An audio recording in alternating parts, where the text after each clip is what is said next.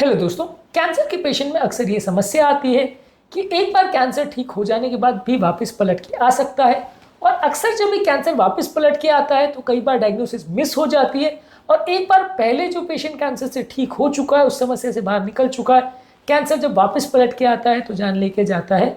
आज हम बात करेंगे क्या इंपॉर्टेंट डायग्नोस्टिक इश्यूज रहते हैं, क्यों ये दूसरी बार जब कैंसर आता है तो उसको डिटेक्ट करना मुश्किल होता है, और यदि डिटेक्शन के लिए हम टेस्ट करते हैं तो कौन से टेस्ट करने चाहिए, कितने बार करना चाहिए, क्या फ्रीक्वेंसी होनी चाहिए, सारी चीज़ों पर हम डिस्कस करेंगे। क्योंकि ये दोबारा कैंसर का रिकरेंस को पता करना या डायग्नोज करना अपने आप में एक बड़ा इशू या चैलेंज होता है, जिसे मैनेज करना अक्सर बड़ा मुश्किल होता है। आज का टॉपिक है diagnostic issues in cancer recurrence. Topic पर जाने से पहले जो लोग हमारे चैनल पर रहे हैं उन्हें रिक्वेस्ट करूँगा कि चैनल को सब्सक्राइब करें, वीडियोस को लाइक करें, शेयर करें, फॉलो करें, कमेंट करें, पूरा देखें। टॉपिक इंपॉर्टेंट है, आपको किसी भी और चैनल पर नहीं मिलेगा। कैंसर संबंधित सभी लेटेस्ट इन्फॉर्मेशन आपको हमारी चैनल पर एक्सक्लूसिवली मिलती है। वीडियो को एंड तक देखिएगा। चलिए शुरू करते हैं इंपॉर्टेंट वीडियो।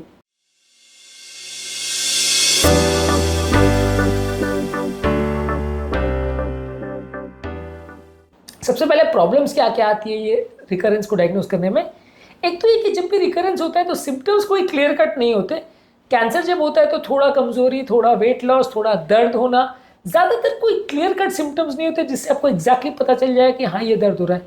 अब जैसे हार्ट अटैक के पेशेंट में दोबारा अटैक आएगा तो छाती में दर्द होगा, आदमी को 80-90% केस में दर्द से पता चल जाएगा कि हार्ट अटैक आ रहा है कि नहीं। लकवा आ रहा है तो वापस से सिम्टम्स जो लकवे के थे वो वापस से आ जाएंगे, फिर से बिगड़ जाएगी हालत, तो पता चल जाएगा कि लकवा वापस आया। पर कैंसर में ऐसा नहीं है। कैंसर में ये है कि बहुत नॉन स्पेसिफिक वेग से सिम्टम्स होते हैं। वेट लॉस तो कैसे भी हो सकता है, थोड़ा मोड़ा पेन वैसे भी हो सकता है, कमजोरी सुस्ती दवाओं की वजह से भी हो सकती है, बीमारी की वजह से भी हो सकती है, डिप्रेशन से भी हो सकती है। कैसे पता चले कि कैंसर वापस आया है नहीं, ये बड़ा मुश्किल इशू है। और कई बार जो है कैंसर जिस जगह पे पहले सर्जरी किया था उसी जगह पे आ जाता है और इतना इजीली पिकअप नहीं हो पाता। इवन स्कैनिंग एनालिसिस वगैरह करते हैं उसमें भी कई बार मिस हो जाता है। ये सारे इश्यूज है जिसकी वजह से कई बार बहुत प्रॉब्लम होती है कैंसर को रिकरेंस को डिटेक्ट करना।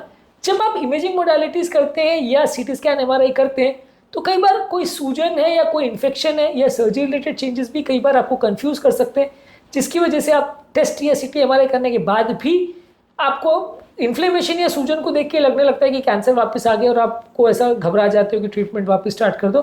कई बार फॉल्स नेगेटिव भी हो जाता है कि धीरे धीरे बढ़ने वाला ट्यूमर आप स्कैन या टेस्ट करते हो उसमें मिस हो जाता है और फिर सडनली पता चलता है कि ट्यूमर तो फैल गया। तो ऐसे केस में फॉल्स पॉजिटिव फॉल्स नेगेटिव दोनों हो सकता है और टेस्ट की रिपोर्ट्स अक्सर गलत आ सकती है। इसके अलावा ट्यूमर मार्कर्स यानी जो ब्लड टेस्ट करते हैं उसमें भी कई बार गड़बड़ हो जाती है। कई बार जो है वो बिना कैंसर के भी ट्यूमर मार्कर्स बढ़ जाते हैं और कई बार कई कैंसर्स ऐसे हैं जो ट्यूमर मार्कर्स यानी ब्लड टेस्ट में पॉजिटिव आते ही नहीं है, उनका कोई ट्यूमर मार्कर ही नहीं है। तो वैसे केस में ब्लड टेस्ट को इजीली अवेलेबल ही नहीं है इसको डिटेक्ट करने के लिए, इमेजिंग में गलतियां हो जाती हैं। इसके अलावा कई बार बहुत छोटे छोटे माइक्रोस्कोपिक रेसिडुअल डिजीज बच जाता है जिसको आप डिटेक्ट नहीं कर पाते, जिसकी वजह से कैंसर वापस पलट के आ जाता है और जब तक पता चलता है लेट हो चुका होता है। इसके अलावा कुछ एरियाज जैसे ब्रेन और पेट में कई बार जो कैंसर का रिकरेंस है उसको ट्रीटमेंट रिलेटेड चेंजेस से डिफ्रेंशिएट करना बड़ा मुश्किल होता है। ट्रीटमेंट की वजह से जो एरिया में स्कारिंग हो रहा है या जो हीलिंग हो रहा है उसके बदले वहाँ कैंसर वापस से आ रहा है, इसको डिटेक्ट करना कई बार पेट में और ब्रेन में ज़्यादा मुश्किल होता है बाकी शरीर के कंपैरिजन में। इसलिए कई बार ये साइड्स के कैंसर रिकरेंस ज़्यादा मिस हो जाते हैं। इसके अलावा कई बार कैंसर मल्टीपल जगहों में आ जाता है। मान लीजिए कैंसर पहले था, आपको पता नहीं चला, लेकिन पूरे शरीर में फैल चुका था, छोटे छोटे टुकड़े उसके पूरे शरीर में फैल के मेटास्टेसिस कर चुके थे, तो मल्टीपल जगह से ग्रोथ चालू हो जाती है जिसकी वजह से मिस हो जाता है। और रिकरेंस को डिटेक्ट करना, कभी सर दर्द हो रहा है, कभी पाँव में दर्द हो रहा है, कभी पेट में दर्द हो रहा है, कभी लिवर में हो रहा है, तो क्या क्या चीज़ों को जाँच कराया गया और इसमें कई बार मिस हो जाता है।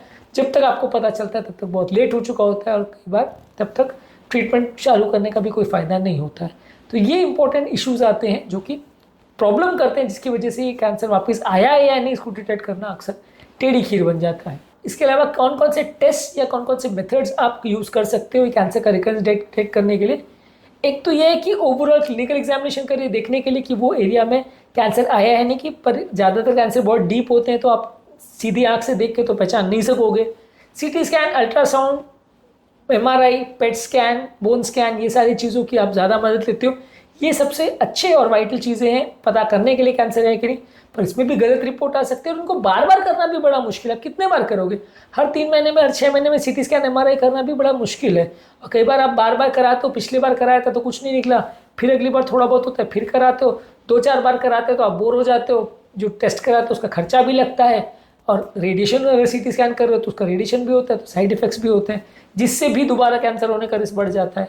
तो ये बड़ा मुश्किल हो जाता है कि ऐसी चीज़ों में हम बार बार टेस्ट करें, और कई बार जब आप टेस्ट नहीं करते हो तो कैंसर निकल जाता है, जब करते हो तो वो कुछ नहीं निकलता है, ऐसा भी कई बार हो जाता है। तो इसकी वजह से कई बार दोबारा बार बार टेस्ट करना, इमेजिंग करना अपने आप में बड़ा मुश्किल इशू होता है। ब्लड टेस्ट का जहाँ तक सवाल है, कई बार ब्लड टेस्ट की गलत रिपोर्ट आ जाती है। एक सर्कुलेटिंग ट्यूमर DNA टेस्ट होता है, ये एक प्रॉमिसिंग टेस्ट है पर अभी तक वाइडली अवेलेबल नहीं है, मार्केट में अवेलेबल नहीं है, पर ये बेसिकली एक अच्छा टेस्ट है जो बता सकता है कि ट्यूमर DNA ब्लड में है या नहीं। अगर ये कॉमनली अवेलेबल हो जाए तो काफ़ी मदद हो सकती है, पर अभी मार्केट में अवेलेबल नहीं है। इसके अलावा ट्यूमर का टुकड़ा निकाल के आप उसके एनालिसिस कर सकते हो, या जो एरिया में ट्यूमर था उसका बायोप्सी करके आप कंफर्म कर सकते हो कि कुछ है या नहीं, या कई बार ब्लड एनालिसिस कर सकते हो, ब्लड में ट्यूमर के जेनेटिक मटेरियल है या नहीं। ये कंपेरेटिवली इजी टेस्ट है, लेकिन उतना एक्यूरेट, उतना सेंसिटिव और स्पेसिफिक नहीं है, उतना परफेक्ट रिजल्ट नहीं दे पाता जितना कि बाकी एक्चुअल बायोप्सी दे पाती है, इसलिए लिक्विड बायोप्सी इसको बोलते हैं, पर ये उतना ज़्यादा एक्यूरेट नहीं होता। कई बार ये जो रिकरेंस होता है वो साइलेंट होता है, कोई भी लक्षण नहीं होते, इसलिए डिटेक्ट करना और बड़ा मुश्किल हो जाता है। कई बार कुछ दूसरी कंडीशन है, कुछ इन्फेक्शन, कुछ इन्फ्लेमेशन, कुछ बिनाइन ग्रोथ्स, जो सिचुएशन को कंफ्यूज करते हैं, और पहले का जो ट्रीटमेंट हुआ था उसमें रेडिएशन रिलेटेड जो स्कारिंग वगैरह हुई थी वो कई बार आपको कंफ्यूज करती है, जिसकी वजह से डिटेक्शन बड़ा मुश्किल हो जाता है। और अलग अलग लोगों में जो रिकरेंस होता है वो अलग अलग तरीके से आ सकता है, इमेजिंग में अलग तरह से दिख सकता है, इसकी वजह से भी कई बार इसमें गलती हो जाती है। तो बेसिकली ऐसी चीज़ों में कर क्या सकते हैं, या तो कोई ऐसी एडवांस मॉलिक्यूलर डायग्नोस्टिक मोडालिटीज़ है या एडवांस बायोप्सी टेक्निक्स है जिससे आपको ज़्यादा एक्यूरेट रिजल्ट्स मिले। इसके अलावा आर्टिफिशियल इंटेलिजेंस का भी यूज़ हो रहा है, जो अलग अलग एल्गोरिथम्स के माध्यम से बाकी सारी इन्फॉर्मेशन को इकट्ठा करके रिकरेंस को प्रेडिक्ट कर सके। तो ऐसे एल्गोरिथम्स आए हैं, पर ऑब्वियसली ये सारी चीज़ें ईजिली मार्केट में अवेलेबल नहीं है। इसके अलावा पेट स्कैन या फंक्शनल स्कैनिंग जो करते हैं वो CT MRI से ज़्यादा एक्यूरेट होता है, क्योंकि मेटाबॉलिक डेटा को पिकअप करता है। तो मेटाबॉलिक और स्ट्रक्चरल डेटा को अगर पेट स्कैन और CT स्कैन को मिला के किया जाए, या पेट स्कैन और MRI को मिला के किया जाए, तो दोनों डेटा को एक साथ यूज़ कर सकते हो, तो उससे थोड़ा ज़्यादा अच्छी इन्फॉर्मेशन मिलती है। इसको पेट CT या पेट MRI बोलते हैं। तो वो साथ में करने से कई बार और ज़्यादा आपको इन्फॉर्मेशन मिल पाती है, जो ज़्यादा एक्यूरेट हो सकती है पता करने में कि कैंसर है कि नहीं। ज़रूरी है कि इस तरह का पेशेंट रेगुलरली चेक करता रहे, रेगुलरली फॉलोअप करता रहे, अपने डॉक्टर को एटलीस्ट दिखाता रहे, छोटी मोटी प्रॉब्लम जो भी हो एटलीस्ट अपने डॉक्टर से डिस्कस करे। चलिए, बार बार आप अगर आप टेस्ट नहीं भी करा रहे हो तो आपको पता होना जरूरी है कि इस ट्यूमर या कैंसर के सिम्टम्स क्या हो सकते हैं, लक्षण क्या हो सकते हैं। एजुकेशन इस मामले में जरूरी है, और रेगुलर डॉक्टर से चेकअप करना जरूरी है, ताकि अगर कुछ भी प्रॉब्लम हो तो तुरंत डिटेक्ट हो सके, तुरंत ट्रीट हो सके। और जहाँ कहीं भी प्रॉब्लम दिखती है आपको बायोमार्कर्स द्वारा, इमेजिंग टेक्निक्स द्वारा या क्लिनिकल इवैल्यूएशन द्वारा सारे टेस्ट करके पता करना आवश्यक है कि प्रॉब्लम है या नहीं, और यदि कोई प्रॉब्लम मिलती है तो सही समय पर उसका ट्रीटमेंट करना अनिवार्य है। आज के टॉपिक में हमने बात करी डायग्नोस्टिक इश्यूज, कैंसर के रिकरेंस के केसेस में क्या क्या आते हैं। जब कभी किसी व्यक्ति को कैंसर हो जाता है तो रिकरेंस में डायग्नोसिस के संबंधित क्या इंपॉर्टेंट प्रॉब्लम्स आती है, क्या क्या चीज़ें अवेलेबल है, और उसमें प्रैक्टिकल प्रॉब्लम्स क्या क्या आती है, इस पर हमने बात करी। ये टॉपिक को जानना और देखना इसलिए ज़रूरी है क्योंकि कई बार ये बड़ा प्रॉब्लम हो जाता है। लोगों को लगता है कि यार कैंसर वापस आ गया, डिटेक्ट नहीं किया, क्यों नहीं किया, क्या नहीं किया, सारी चीज़ें लोगों को लगती है। इसलिए इस टॉपिक को जानना और देखना पूरी तरह से ज़रूरी है।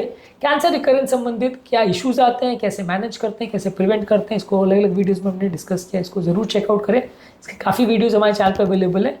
उम्मीद करूँगा कि आज के टॉपिक में कुछ नई बातें जानने को मिली होगी। जो लोग हमारे चैनल पर नए हैं उन्हें रिक्वेस्ट करूँगा कि चैनल को सब्सक्राइब करें, वीडियोस को लाइक करें, शेयर, फॉलो करें, कमेंट करें पूरा।